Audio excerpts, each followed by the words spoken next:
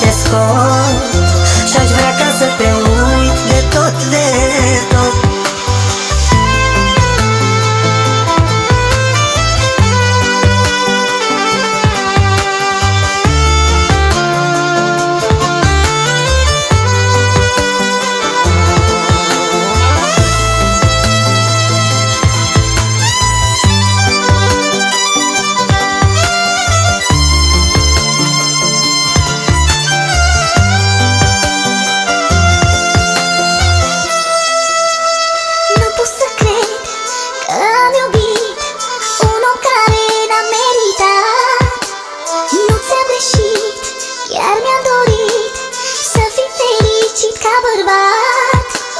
Să te rănesc, nu mi-am dorit și niciun rău n-am vrut să-ți fac.